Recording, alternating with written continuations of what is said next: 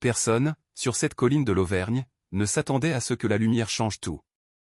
Il était exactement midi, le soleil suspendu sans pitié au-dessus du sanctuaire Notre-Dame des Hauts-Plateaux, un lieu où des générations de catholiques français, des Bretons, des Corses, des immigrés d'Afrique du Nord, des Vietnamiens, venaient déposer leur fardeau aux pieds de la Vierge Marie. La chaleur miroitait sur le béton comme la porte d'un four, et des dizaines de pèlerins levaient la main pour protéger leurs yeux. Puis quelqu'un haleta. Un faisceau de lumière d'un blanc pur, ni jaune, ni chaud, en rien semblable à la lumière du soleil, jaillit de la statue de la Vierge Marie. Ce n'était pas une lueur douce. Ce n'était pas un reflet. C'était une colonne de lumière radiante, montant et descendant comme si elle était vivante, si brillante que plusieurs personnes reculèrent en trébuchant, clignant des yeux à travers leurs larmes. Et au centre même de cette impossible clarté se tenait une femme, mince, silencieuse, vêtue d'une robe bleu pâle et d'un vieux cardigan gris. Son visage semblait calme, presque paisible, et pourtant chaque rayon de cette lumière tombait directement sur elle, comme si le ciel lui-même l'avait choisie, elle et personne d'autre. Des gens crièrent de s'écarter. Quelques-uns tombèrent à genoux, mais le plus étrange n'était pas la lumière. C'était son ombre. Tous les autres, chaque pèlerin, chaque rampe, chaque arbre, projetaient une ombre longue et nette sur le béton, sauf elle. Sous le plein soleil de midi, elle n'avait aucune ombre. Et pendant les quelques minutes qui suivirent, chaque personne sur cette colline allait être témoin de quelque chose qui ébranlerait leur foi, la restaurerait, et les laisserait murmurer la même question. Qui était cette femme? Ce matin-là, bien avant le miracle, un grand autocar paroissial blanc sortit du parking de la paroisse Saint-Michel, en périphérie de Tours. Le voyage au sanctuaire était une tradition annuelle. 40, parfois 50 paroissiens voyageant ensemble, priant, riant, se passant des baguettes garnies le long de l'allée comme ils le faisaient depuis 15 ans. Mais aujourd'hui, quelque chose semblait différent. Les rires étaient plus discrets, la conversation plus douce à cause d'une femme. Son nom était Valérie Dubois, 51 ans, une femme de ménage qui cumulait 2 emplois et trouvait encore le temps d'aider à la banque alimentaire de la paroisse. Valérie était habituellement celle qui apportait des quiches maison pour les pique-niques de la paroisse, toujours souriante, réconfortant toujours les autres. Mais ce matin-là, elle était assise près de la fenêtre, serrant un chapelet si fort que ses jointures étaient devenues blanches. Son fils unique, Léo, 27 ans, attendait les résultats d'une biopsie, une masse que les médecins craignaient être un lymphome. Lorsque le téléphone avait sonné la veille au soir, les mains de Valérie avaient déjà commencé à trembler. Le médecin avait parlé doucement, mais pas assez doucement. Il y a des signes que cela pourrait être sérieux. Préparez-vous. Toute la nuit, elle avait prié, à genoux au pied de son lit jusqu'à ce que ses genoux lui fassent mal, murmurant la même supplique encore et encore. « Seigneur, ne me prenez pas mon garçon. S'il vous plaît, pas lui. » Maintenant, alors que l'autocar grimpait sur la route sinueuse de l'Auvergne, Valérie gardait son regard fixé sur les montagnes, sa respiration courte. Elle essayait de cacher sa peur, mais celle-ci se lisait clairement dans ses yeux. Le père Jean, le curé de la paroisse, le remarqua. Il connaissait Valérie depuis des années, forte, fidèle, ne demandant jamais d'aide. Même lorsque la vie l'avait écrasée plus d'une fois. Aujourd'hui, il voyait quelque chose de différent. Ses mains tremblaient à chaque secousse de la route. Il s'assit à côté d'elle. « Valérie, dit-il doucement, aujourd'hui, il ne s'agit pas de supplier Dieu pour un résultat particulier. Il s'agit de placer ce que nous ne pouvons pas porter entre ses mains. » Ses lèvres tremblèrent. « Je sais, mon père, mais j'ai peur que la réponse soit non. » Le père Jean posa une main douce sur son épaule. « Alors laissez Notre-Dame porter cette peur pour vous. C'est pour cela que nous y allons. » Elle hocha la tête, mais les larmes brillaient toujours, et quelque part derrière elle, bien que personne ne les remarquait, la femme silencieuse au cardigan gris avait pris place seule, tout au fond de l'autocar. Elle observa Valérie un long moment, non pas avec curiosité, non pas avec pitié, mais avec la profonde tristesse de quelqu'un qui comprenait exactement ce que ressentait une mère dans la peur. Quand l'autocar atteignit le parking en gravier au pied du sanctuaire, tout le monde descendit avec le mélange familier d'excitation et de révérence qui accompagne les pèlerinages. Les gens s'étirèrent les jambes, se passèrent de la crème solaire et ajustèrent leurs chapeaux contre le soleil impitoyable de l'Auvergne. Tout le monde sauf une. La femme silencieuse à la robe bleu pâle et au cardigan gris usé descendit de l'autocar si silencieusement que la plupart du groupe ne remarqua même pas qu'elle avait voyagé avec eux. Elle ne portait qu'un petit sac en tissu pressé contre son flanc comme s'il contenait quelque chose de précieux ou de fragile. Valérie n'y prêta pas beaucoup d'attention au début. Son esprit était déjà à mi-chemin de la colline, pensant à Léo. Mais alors qu'elle ajustait les bretelles de son sac à dos, un mouvement doux attira son regard. La femme se tenait à quelques mètres derrière elle, l'observant, non pas de la manière impolie et intrusive dont les étrangers regardent parfois quelqu'un qui semble troublé, mais avec une expression si douce que cela ressemblait presque à une étreinte. Il y avait quelque chose d'étrangement familier dans son visage. Pas reconnaissable comme quelqu'un de l'église ou de la ville, mais familier de la manière dont les souvenirs de réconfort sont familiers. Ses traits étaient simples, des yeux brun doux, des rides de fatigue autour de la bouche, des cheveux relevés en un chignon lâche, comme rassemblés à la hâte. Elle ressemblait à quelqu'un qui avait traversé de nombreuses tempêtes, mais qui portait en quelque sorte la paix en elle, comme une flamme cachée. Un des hommes du groupe paroissial, Stéphane Bernard, donna un coup de coude à sa femme et murmura « Tu la vois ? Elle n'était pas avec nous l'année dernière, n'est-ce pas ?» Sa femme secoua la tête. « Non, et je ne me souviens pas l'avoir vue monter dans l'autocar ce matin non plus. » Une autre femme intervint. « Elle ne s'est assise avec personne, n'a pas parlé, elle est juste descendue comme si elle avait toujours été là. » Mais malgré la curiosité qui commençait à se former autour d'elle, la femme ne semblait pas consciente de la tension. Elle marchait simplement avec le groupe, gardant toujours une petite distance, jamais trop près, jamais trop loin, c'est pas stable, mais lent, comme si elle portait un poids invisible. De temps en temps, elle pressait doucement une main sur sa poitrine, s'arrêtant juste un instant avant de continuer, ni angoissée, ni haletante, juste souffrante, mais calme. Lorsque Valérie se retourna de nouveau, leurs regards se croisèrent. Cette fois, les lèvres de la femme esquissèrent le plus léger des sourires, un sourire rempli d'une sympathie plus profonde que les mots ne pourraient l'exprimer. Cela surprit Valérie. Comment une étrangère pouvait-elle la regarder comme si elle connaissait déjà son histoire ? Comme si elle comprenait chaque peur que Valérie avait si durement essayé d'enfouir. Le père Jean, qui observait discrètement, le remarqua aussi. Quelque chose dans la présence de cette femme était troublant, mais pas de manière menaçante. Plutôt de la manière qui rendait l'air plus lourd, plus silencieux, presque sacré. Personne ne savait qui elle était. Personne ne l'avait vue monter dans l'autocar, mais dès l'instant où elle était apparue, on avait l'impression qu'elle les attendait, ou qu'elle attendait quelqu'un parmi eux. Le chemin qui montait vers Notre-Dame-des-Hauts-Plateaux n'était pas la plus facile des ascensions. Les marches en béton serpentaient le long de la colline comme un ruban tracé à travers les chênes pubescents, les pins et les étendues de terre brûlées par le soleil. Même en début d'après-midi, l'air miroitait de chaleur. Quelques paroissiens plus âgés s'éventaient avec des brochures pliées du sanctuaire. Quelqu'un fit passer une bouteille d'eau fraîche d'une glacière qu'ils avaient apportée dans l'autocar. Mais le groupe continuait, car c'est ce que font les pèlerins. Ils grimpent avec leur fardeau. Ils grimpent avec espoir. Valérie restait au milieu du groupe, une main se stabilisant sur la rampe, l'autre serrant le chapelet glissé dans sa paume. À quelques pas d'intervalle, elle murmurait le nom de Léo sous son souffle, comme un battement de cœur qu'elle ne pouvait ignorer. Derrière elle, toujours à quelques pas, marchait la femme au cardigan gris. Pas assez près pour s'immiscer, pas assez loin pour être oubliée, juste présente. Certains des randonneurs plus jeunes discutaient de la vue, de la façon dont la ville de Clermont-Ferrand ressemblait à de minuscules bâtiments de jouets au loin. Mais la femme ne se joignait pas à la conversation. Elle se déplaçait avec un rythme étrange, lent, délibéré, presque prudent. Et plusieurs fois, Valérie crut l'entendre murmurer quelque chose, mais les mots étaient trop doux pour être saisis, presque comme une prière, presque comme une mélodie. À mi-chemin, le soleil devint plus dur. La chaleur se déversait du béton jusqu'à donner l'impression de marcher sur un poêle géant. Quelques personnes s'arrêtèrent sous l'ombre mince d'un pin pour essuyer la sueur de leur cou. Valérie fit une pause aussi, la poitrine serrée, non pas à cause de la montée, mais à cause du fardeau qui pesait comme une pierre en elle. Elle s'appuya sur la rampe métallique, essayant de calmer sa respiration.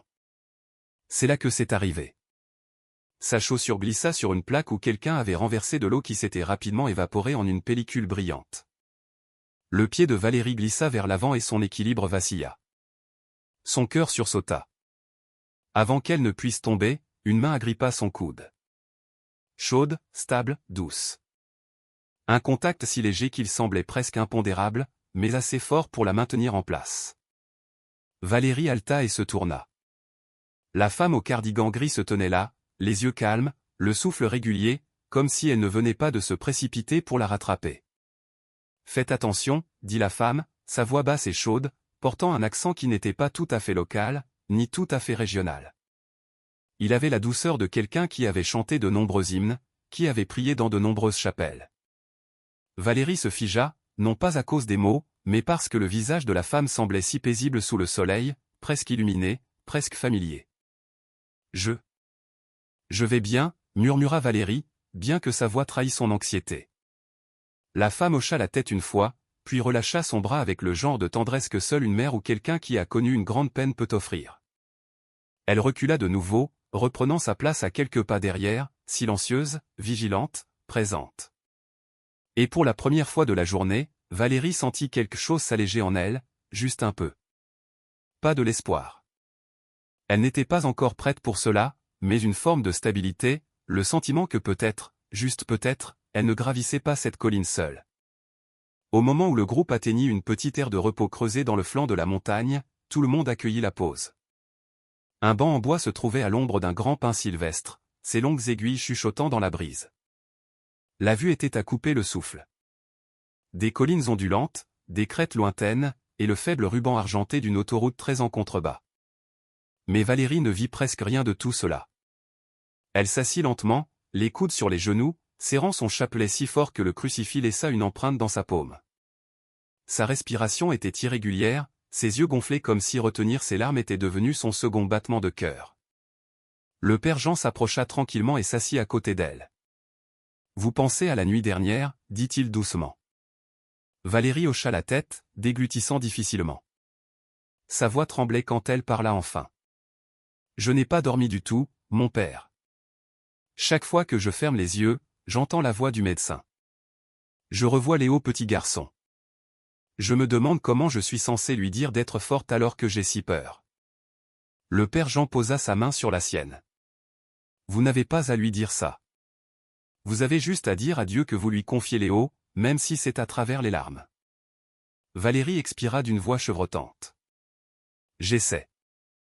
Mais si les résultats sont mauvais? Et si? Et si je le perds? » Pendant un instant, le seul son fut le murmure des aiguilles de pin se balançant au-dessus d'eux. C'est alors que la femme au cardigan gris s'avança.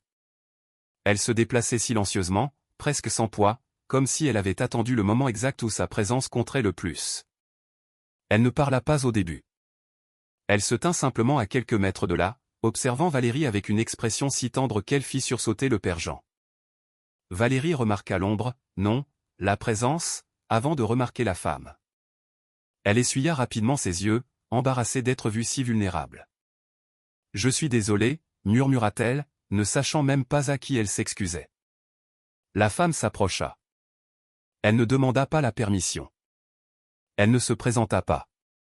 Elle posa simplement une main sur l'épaule de Valérie, le contact chaud et stable, rempli d'une étrange confiance qui traversa la peine de Valérie comme un doux rayon d'aube. « N'ayez pas peur » dit la femme. Sa voix était calme, mais elle portait une profondeur qui fit taire même la brise. « Votre fils ne sera pas abandonné. » La tête de Valérie se redressa brusquement. « Quoi? Comment? Comment savez-vous pour mon fils ?» Les yeux de la femme s'adoucirent avec quelque chose comme de la compassion mêlée de douleur, une émotion trop vieille, trop profonde pour appartenir à une simple étrangère en randonnée. « Je ne sais pas, » dit-elle doucement, « mais quelqu'un sait. » Ce n'étaient pas les mots eux-mêmes. C'était la façon dont elle les avait dit, comme si elle ne se contentait pas de répéter un espoir, mais qu'elle le délivrait. Le père Jean sentit un frisson parcourir ses bras. Valérie fixa la femme, le souffle coupé, et ni l'un ni l'autre ne le savait encore. C'était le premier signe que quelque chose sur cette montagne n'était plus simplement humain. La dernière portion du chemin vers la statue était toujours la plus difficile. Au-delà de l'aire de repos, les arbres se clairsemaient, ne laissant qu'un ciel ouvert et un soleil infini se déversant sur les marches en béton. La pente devenait plus raide, l'air plus chaud, chaque souffle semblant plus lourd, comme si la montagne elle-même pesait sur les épaules de chacun. La plupart des groupes ralentissaient. Ce fut le cas de celui de Saint-Michel. Mais pas la femme au cardigan gris. Elle marchait maintenant un peu en avant, pas assez pour mener, juste assez pour rester en vue. Comme quelqu'un qui suivait un chemin qu'elle avait mémorisé bien avant que les autres n'arrivent. Valérie suivait du mieux qu'elle pouvait. Ses jambes tremblaient d'épuisement et de peur, le genre de peur qui draine plus d'énergie que n'importe quelle ascension. Le père Jean restait près d'elle, surveillant sa respiration, prêt à la soutenir si elle faiblissait à nouveau. Devant eux, la statue de Notre-Dame des Hauts-Plateaux s'élevait contre le ciel, son marbre blanc brillant sous le soleil de midi, les bras grands ouverts comme pour accueillir chaque cœur chargé qui cherchait refuge là. Mais quelque chose n'allait pas. Valérie fut la première à le sentir. Pas visuellement, pas clairement, juste un picotement dans la nuque, un étrange serrement dans la poitrine, comme si l'air était chargé de quelque chose d'invisible. Puis une voix derrière elle murmura. « Vous voyez ça ?» Stéphane Bernard souleva sa casquette de baseball, plissant les yeux vers le haut de la pente. « Quoi ?» demanda sa femme. « Les ombres, » dit lentement Stéphane. « Regardez l'ombre de la statue. » Tout le monde se tourna. Cela aurait dû être évident. Il était midi, le soleil droit au-dessus. L'ombre de la statue aurait dû être petite, resserrée sur le sol, peut-être légèrement inclinée. Mais au lieu de cela, il n'y avait pas d'ombre, pas une ombre faible, pas une ombre courte, rien. Juste la pierre blanche aveuglante se dressant en plein soleil avec le sol en dessous aussi uniformément éclairé qu'un plateau de studio. Le père Jean plissa les yeux. Il connaissait assez bien la physique pour savoir que ce n'était pas possible. Même à midi pile, même sous l'angle parfait, chaque objet doit projeter une ombre, même un nuage, même une traînée de condensation, même une personne. Pourtant, la statue se tenait là sans en avoir. Valérie sentit son cœur s'accélérer. Un frisson la parcourut, même dans la chaleur torride. Juste à ce moment-là, la femme au cardigan gris s'arrêta au bord même de la large plateforme sous la statue. Elle se tenait inhabituellement immobile, la tête penchée vers le haut comme si elle écoutait quelque chose qu'elle seule pouvait entendre. Le vent changea. Une faible brise rafraîchissante balaya la plateforme, étrange pour un moment si chaud. Valérie murmura pour elle-même, « Qu'est-ce qui se passe ?» Et bien que personne ne l'ait dit à voix haute, tout le groupe le sentit.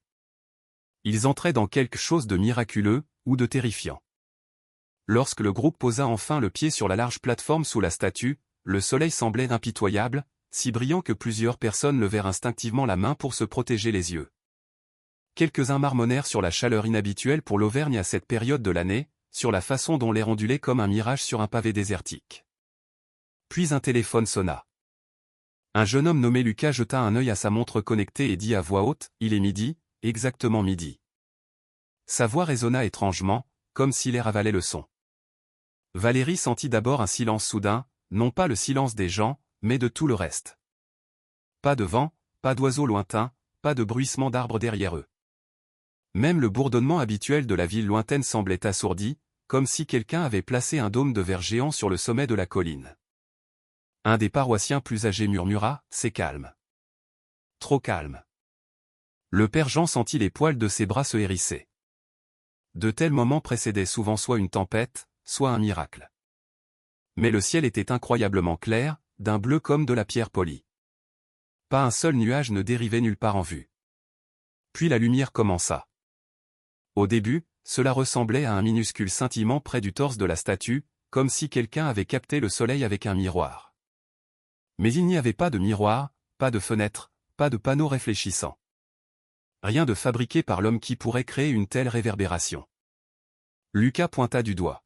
« Vous avez vu ça ?» Sa petite amie hocha la tête, son visage se crispant. « Ça bouge. » Le scintillement s'élargit, s'illuminant en une fine ligne verticale de blanc. Pas jaune, pas chaud, rien de semblable au soleil de midi qui leur brûlait la peau. Il grandit comme s'il était dessiné par une main invisible, s'élargissant, s'étendant, s'épanouissant en un halo d'un blanc pur. Quelqu'un halta. Quelqu'un d'autre recula. La lumière grandit encore, cette fois s'étendant vers l'extérieur et vers le bas en un faisceau si intense que plusieurs personnes crièrent, se couvrant les yeux, clignant des yeux à travers des larmes qu'elles ne savaient pas qu'elles allaient verser. « C'est trop brillant », cria une femme. Mais le père Jean ne détourna pas le regard, et ce qu'il vit lui coupa le souffle. La direction de la lumière était fausse. Le soleil était derrière eux, légèrement à l'ouest. Tout éblouissement ou reflet aurait dû projeter la lumière en bas des marches, vers le parking. Mais ce faisceau, il brillait vers l'avant, vers la foule, contre le soleil, pas depuis le soleil. Aucune lentille ne pouvait faire ça. Aucun trucage de caméra, aucune loi de la physique sur Terre. Stéphane Bernard tremblait, le regard fixe. Ce n'est pas le soleil. C'est impossible. Et puis vint le moment qui figea chaque souffle sur cette plateforme. La lumière se rétrécit, se focalisa comme un projecteur divin, et tomba directement sur une seule personne, la femme au cardigan gris. Pas sur la statue, pas sur le sol, pas sur le groupe, seulement sur elle. Elle ne bougea pas. Elle ne se protégea pas les yeux. Elle ne broncha pas. Elle leva simplement son visage dans l'éclat impossible, comme si elle l'avait attendu. Valérie s'agrippa à la rampe, ses jambes tremblant violemment. « Qu'est-ce qui se passe » murmura-t-elle. Personne ne pouvait répondre, car chaque personne sur cette montagne réalisa jusqu'à la moelle que ce qu'ils voyaient n'appartenait pas au monde qu'ils connaissaient. Pendant un long moment, personne n'osa respirer. Le faisceau de lumière blanche s'était élargi, s'intensifiant, jusqu'à ce que les bords du monde semblent s'y dissoudre.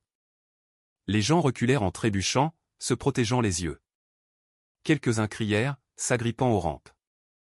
D'autres se figèrent simplement, trop stupéfaits pour réagir.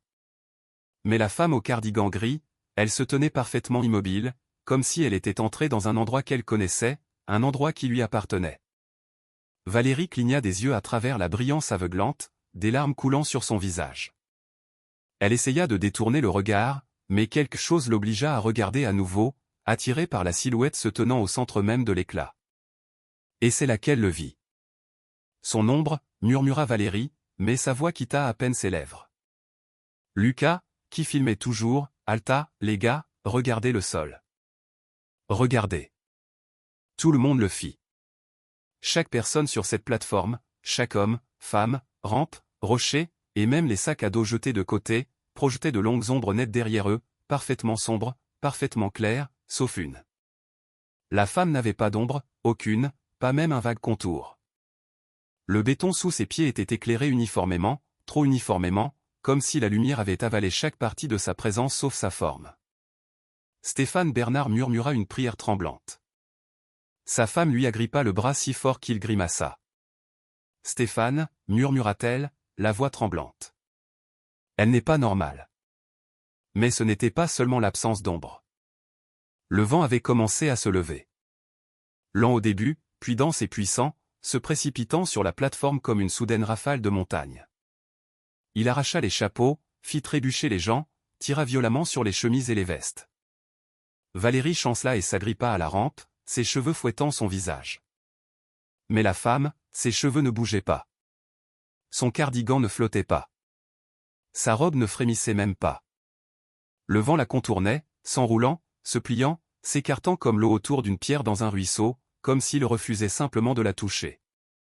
Quelqu'un cria. Une femme tomba à genoux, sanglotant de manière incontrôlable. Le père Jean sentit son cœur battre contre ses côtes, son souffle volé par le spectacle. « Mon Dieu » murmura-t-il, non pas de peur, non pas de panique, mais avec admiration, car il reconnaissait quelque chose.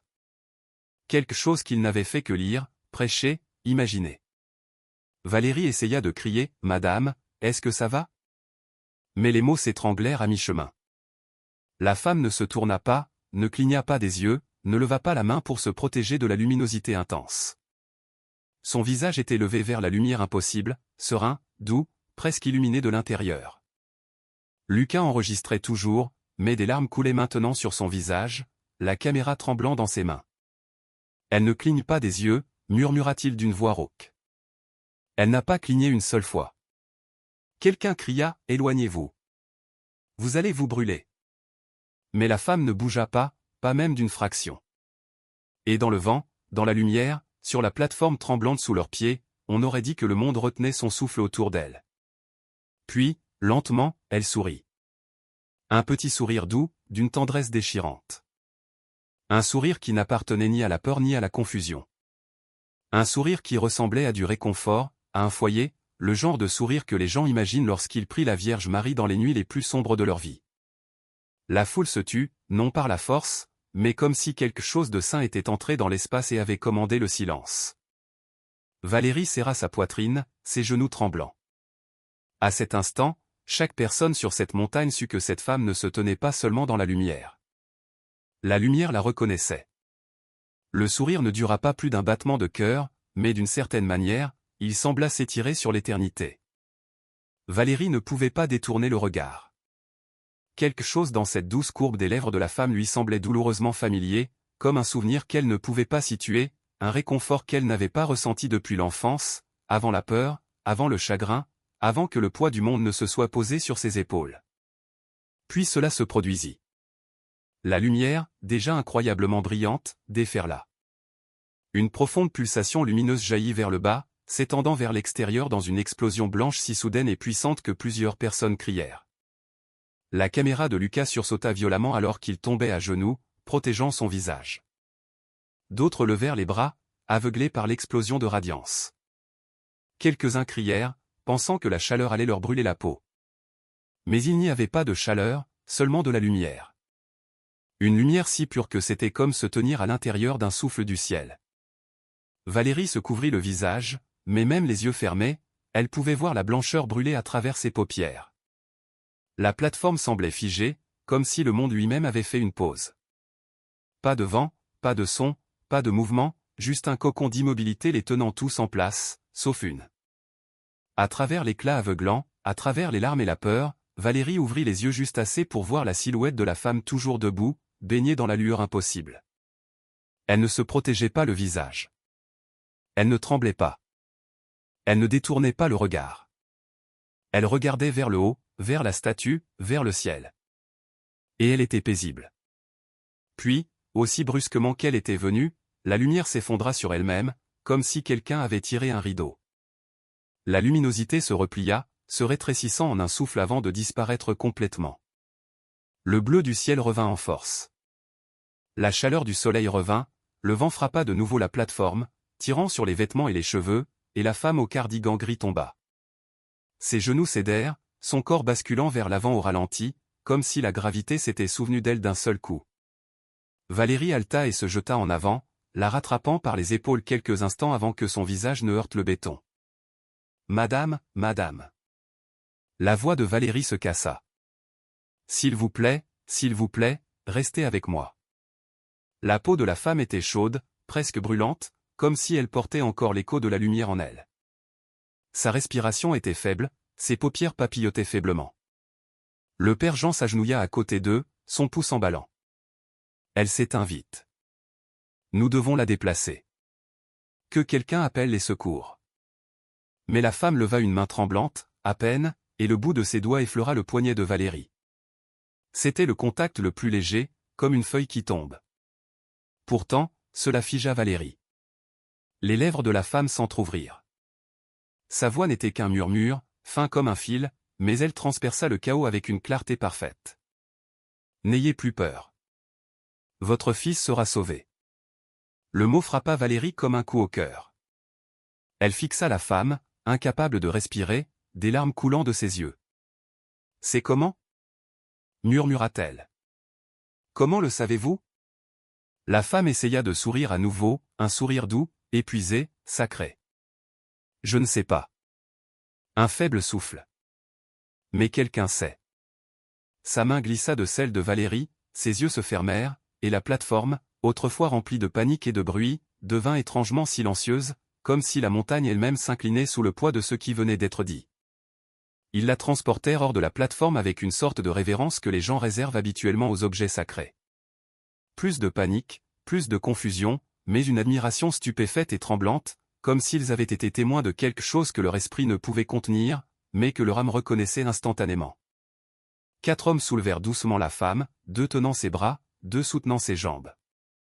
Son corps était léger, bien plus léger qu'il ne s'y attendait, presque comme si le poids de sa vie terrestre s'était en quelque sorte allégé. Valérie marchait à leur côté, refusant de lâcher le poignet de la femme jusqu'à ce qu'elle y soit absolument obligée. « Attention » insista le père Jean, bien que ses propres mains tremblassent. « Amenons-la d'abord au banc ombragé. » Le groupe se rassembla sous un abri en bois avec une petite boîte à dons et une carte des sentiers du sanctuaire. La brise y était plus fraîche, presque réconfortante, comme si la montagne expirait avec eux. Chloé, une infirmière diplômée du groupe paroissial, se fraya un chemin vers l'avant.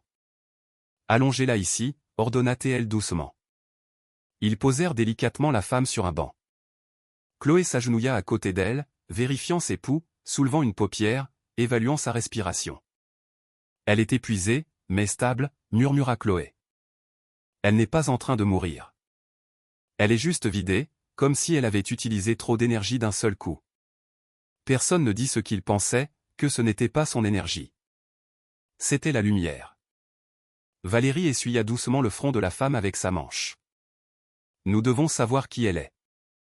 Peut-être qu'elle a des médicaments. Peut-être qu'elle a un kit pour diabétique ou un inhalateur, quelque chose. Chloé hocha la tête. D'accord. Laissez-moi vérifier son sac. Le petit sac en tissu reposait à côté de la hanche de la femme. La sangle était effilochée par des années d'utilisation. Chloé l'ouvrit et se figea. Mon père, murmura-t-elle. À l'intérieur du sac, il n'y avait pas de portefeuille, pas de carte d'identité, pas de téléphone portable, pas de clé de maison, aucun objet personnel. Juste une chose, un chapelet, vieux, usé. Le crucifix était rayé et terne. Les perles n'étaient pas simplement décolorées, mais érodées. Chacune façonnée par des milliers et des milliers de doigts. Les maillons de la chaîne s'étaient tellement amincis que certains semblaient sur le point de se rompre. Chloé le souleva avec précaution. Je n'ai pas vu un chapelet aussi vieux en dehors des antiquaires. On a dû prier avec ça pendant des décennies. Le père Jean tendit la main pour le prendre. Dès que ses doigts touchèrent les perles, il inspira brusquement. Il était chaud, pas de la chaleur du soleil. Chaud comme un battement de cœur. Derrière eux, Stéphane Bernard murmura à sa femme. Elle n'a pas bronché dans cette lumière. N'a pas cligné des yeux, n'a pas reculé. C'était comme, il hésita, comme si elle avait déjà été dans ce genre de lumière.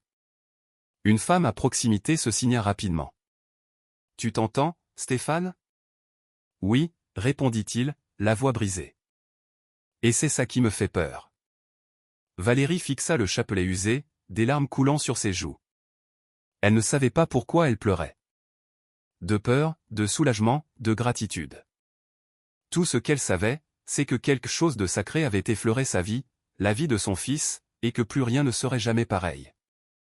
La femme gisait toujours inconsciente, paisible, silencieuse, immobile, ses mains lâchement jointes comme dans une prière éternelle, mais personne ne pouvait se défaire du sentiment qu'elle ne se reposait pas seulement, elle attendait.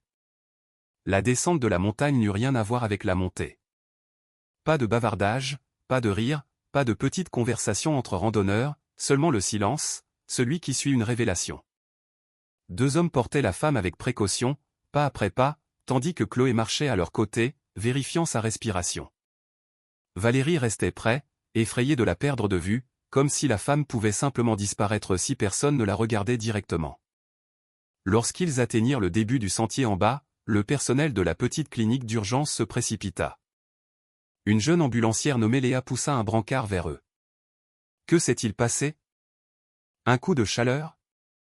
Elle ne savait pas que les coups de chaleur n'étaient pas accompagnés de faisceaux de lumière défiant la physique, d'ombres qui refusaient d'exister, ou de chapelets chauds comme des cœurs vivants. Quelque chose comme ça, dit doucement le père Jean. À l'intérieur de la clinique, les néons bourdonnaient au-dessus. L'air sentait fortement l'antiseptique, sans vie, clinique, si différent du silence sacré de la montagne. La femme fut délicatement placée sur un lit. Léa vérifia ses constantes vitales, tension artérielle basse mais stable, pouls faible mais régulier. Aucun signe de traumatisme. Elle est juste épuisée, conclut Léa. Quelques minutes de repos et des liquides, elle devrait reprendre conscience. Valérie se tenait au pied du lit, les doigts étroitement serrés, son cœur battant dans ses oreilles. Chloé attrapa de nouveau le sac en tissu, espérant y trouver un indice. Un nom, une ordonnance, même un reçu. Rien, seulement le chapelet. Léa fronça les sourcils. Pas de pièce d'identité, pas de téléphone? Chloé secoua la tête. Elle est venue seule? Demanda Léa. Le père Jean hésita. Je ne pense pas qu'elle soit venue de la même manière que nous. Léa le regarda, perplexe, mais ne dit rien. La pièce tomba dans un silence mal à l'aise. Tout le monde attendait. Attendait que la femme se réveille. Attendez des réponses. Attendez que quelque chose ait un sens. Léa dit finalement, je vais chercher une serviette rafraîchissante et du sérum physiologique. Elle sortit. Je reviens tout de suite. La porte se referma. 20 secondes passèrent. 30. Valérie expira, les épaules s'affaissant de soulagement et d'épuisement. Mais alors Léa fit irruption dans la pièce.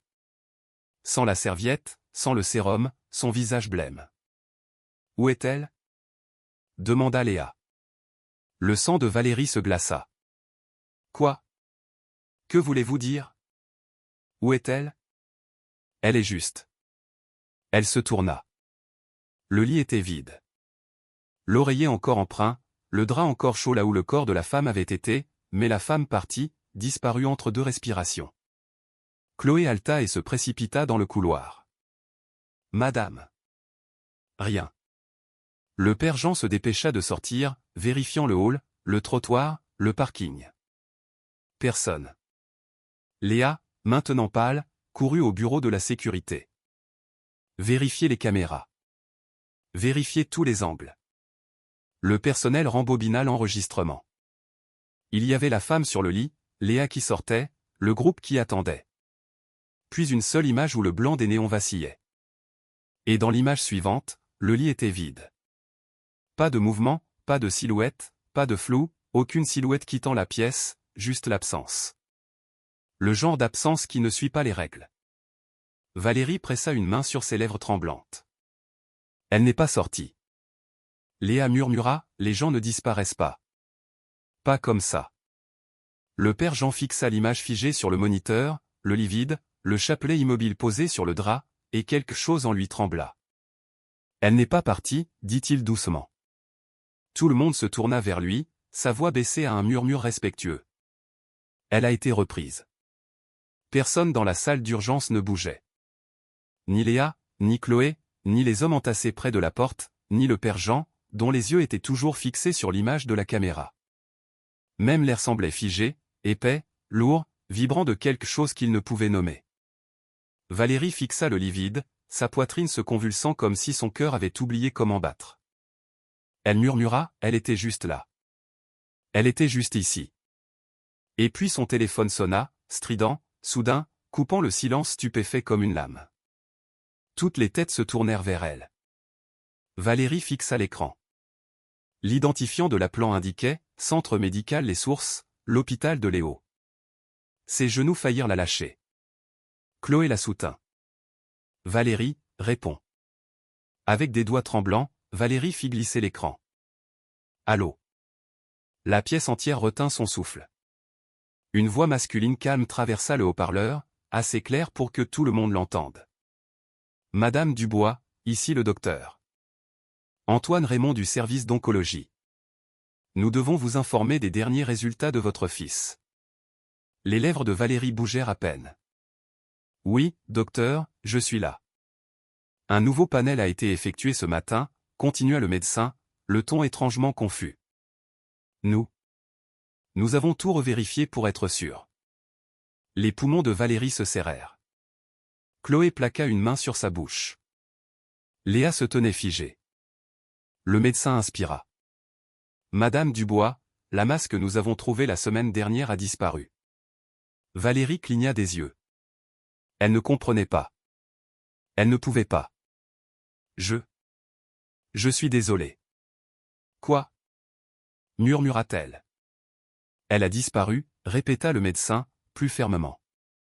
Il n'y a aucun signe de malignité, aucun signe d'inflammation, aucun signe qu'il y ait jamais eu une quelconque anomalie. Le chapelet dans la main du père Jean glissa légèrement alors qu'il resserrait sa prise. Le médecin continua, sa voix maintenant ouvertement déconcertée. C'est comme si votre fils n'avait jamais eu de tumeur. Le téléphone de Valérie glissa de ses mains. Chloé le rattrapa avant qu'il ne touche le sol, le replaçant contre l'oreille de Valérie. Docteur, s'étrangla Valérie. Est-ce qu'il va bien? Il va plus que bien, répondit le médecin. Il est réveillé, il mange, il rit. Quoi qu'il se soit passé, c'était soudain et inexplicable. Valérie tomba à terre, non pas effondrée, mais à genoux, comme si son corps savait instinctivement que c'était un sol sacré. Des sanglots jaillirent d'elle, secouant ses épaules. Chloé s'agenouilla avec elle. Léa se couvrit le visage. Même les hommes à la porte pleuraient ouvertement. Le père Jean s'agenouilla lentement aussi. Lorsque Valérie leva enfin les yeux vers lui, son visage trempé de larmes tremblant, elle murmura. Elle a dit qu'il serait sauvé. Elle l'a dit. Le père Jean posa une main sur la sienne. Sa voix était douce, respectueuse, absolue. Valérie, c'était un miracle. Une semaine plus tard, le groupe de Saint-Michel retourna à Notre-Dame des Hauts-Plateaux, non par curiosité, non pour chercher la femme, et non pour revivre le choc de cet après-midi impossible. Ils revinrent pour la gratitude. L'air sur la montagne était différent ce matin-là, frais, doux, presque tendre, comme si la terre elle-même se souvenait de ce qui s'était passé et s'était adoucie pour les recevoir. Les marches qui semblaient autrefois lourdes semblaient maintenant plus légères. Même Valérie grimpa d'un pas assuré. Chaque souffle rempli d'une joie qu'elle n'avait pas ressentie depuis des années. Léo était à la maison, en bonne santé, riant, vivant. En atteignant la plateforme, ils trouvèrent un prêtre déjà là, un homme plus âgé dans une simple veste noire tenant un balai et balayant les aiguilles de pin tombées du béton. Il leva les yeux, souriant chaleureusement. « Vous devez être le groupe du père Jean. » Le père Jean hocha la tête. « Je suppose que vous avez entendu. » Le prêtre plus âgé gloussa doucement. « C'est une petite montagne. Les nouvelles vont vite. » Il s'appuya sur le manche du balai. « Ce que vous avez vu. D'autres l'ont vu aussi. » Valérie se raidit. « D'autres ?» Le prêtre hocha lentement la tête. Depuis des mois maintenant, des pèlerins ont mentionné avoir vu une femme, d'âge mûr, silencieuse, douce, toujours debout près de la statue. Parfois au lever du soleil, parfois à midi, parfois au crépuscule. Chloé s'avança. « Est-ce que quelqu'un lui a parlé ?» Le prêtre sourit tristement. « Seulement un ou deux. Elle ne dit pas grand-chose, et personne ne sait où elle va après, mais tous ceux qui la rencontrent disent la même chose. » Il regarda Valérie avec des yeux doux comme la lueur d'une bougie. Elle leur donne le sentiment d'être compris, comme si elle portait leur chagrin avec eux, comme si elle savait. La main de Valérie vola à sa bouche. Le prêtre plus âgé continua, « L'année dernière, un homme de la Drôme a juré qu'elle lui avait dit de ne pas abandonner sa fille. Une femme de Bretagne a dit que l'étrangère avait prié avec elle quand elle pensait que son mariage était irrécupérable. Ils ont tous décrit le même cardigan, la même voix douce. » Il fit une pause. « La même paix. » Le père Jean murmura. « Alors vous pensez que c'est une vraie personne ? Une pèlerine ordinaire. » Les yeux du vieux prêtre se tournèrent vers la statue blanche et brillante au-dessus d'eux. « Je pense, dit-il lentement, que la Mère de Dieu envoie du réconfort sous de nombreuses formes. Parfois par des visions, parfois par des signes, sa voix s'approfondit, et parfois à travers quelqu'un qui marche parmi nous, juste pour un instant. » Valérie tomba à genoux, non par faiblesse, mais par reconnaissance. Des larmes coulèrent sur son visage alors qu'elle touchait la pierre froide à la base de la statue. Le vent souffla doucement autour d'elle, chaud et constant, presque comme une main posée sur son épaule. « Merci, murmura-t-elle. Merci pour mon fils. » Le groupe s'agenouilla à ses côtés. Au-dessus d'eux, la statue de la Vierge Marie semblait briller doucement sous le soleil du matin. Pas un miracle cette fois, pas un signe, juste un rappel. Là où les cœurs se brisent, le ciel ne reste jamais silencieux. Si vous êtes resté avec cette histoire jusqu'à la toute fin, merci. Des moments comme ceux-ci nous rappellent que la foi n'est pas quelque chose de distant, pas quelque chose enfermé dans de vieux livres ou murmuré seulement dans les chapelles. La foi marche avec nous. Parfois silencieusement, parfois de manière à faire trembler le sol sous nos pieds, et parfois à travers un étranger dont la présence change tout. Ce qui s'est passé sur cette montagne n'était pas seulement un miracle pour Valérie et son fils. C'était un rappel pour chacun d'entre nous que la Vierge Marie se rapproche toujours de ceux qui portent de lourds fardeaux. Que le ciel écoute toujours. Et qu'aucune prière, aussi brisée soit-elle, n'est jamais ignorée. Si cette histoire a touché votre cœur aujourd'hui, si elle vous a rappelé l'espoir, la guérison, ou simplement la manière douce dont Dieu agit dans les coulisses de nos vies, nous vous invitons à rester avec nous. Veuillez envisager d'aimer cette vidéo et de vous abonner à